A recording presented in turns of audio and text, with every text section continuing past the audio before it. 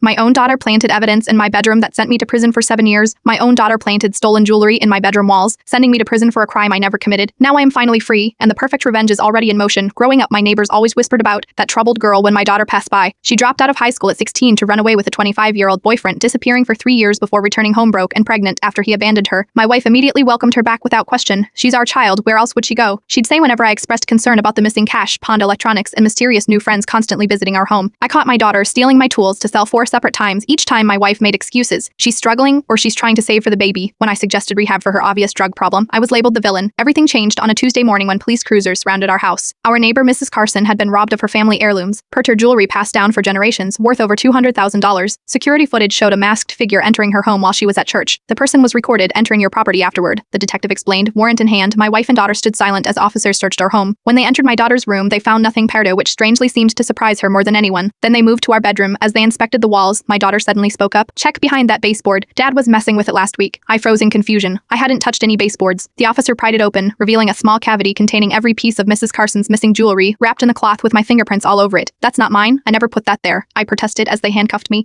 The last thing I saw before they led me away was my daughter's face, pert not shocked or confused, but almost satisfied. In court, she testified that she'd seen me counting jewelry late at night and heard me talking about selling it. My wife tearfully corroborated that I'd been acting strangely and disappearing at odd hours, with the jewelry in my home, my fingerprints on the cloth, and family testimony against me. I was sentenced to 12 years for grand theft. 7 years into my sentence, Mrs. Carson's actual handyman confessed to the crime during an unrelated arrest. Security footage from a different angle confirmed his identity beneath the mask and revealed my daughter had been his accomplice. Yesterday, I walked out of prison a free man. While incarcerated, I learned my daughter had claimed my house through manipulation and elder abuse after my wife died from cancer 3 years ago. She doesn't know I am out yet. She doesn't know I've spent the past year working with prison paralegals to document every detail of her fraud. She doesn't know the district attorney is meeting me tomorrow to discuss charges against her. She doesn't know I've been recording her drug dealer boyfriend's activities for months through informants I met inside. Most importantly, she doesn't know I am parked outside her house, my house right now, watching her throw a party with the money she stole from me. Some say the best revenge is living well. I disagree. The best revenge is justice served cold, with the same patience and planning she used to steal 7 years of my life. Tomorrow, when police surround the house and find exactly what my anonymous tip promised they would, I'll finally understand the satisfied look she had the day they took me away. Retry.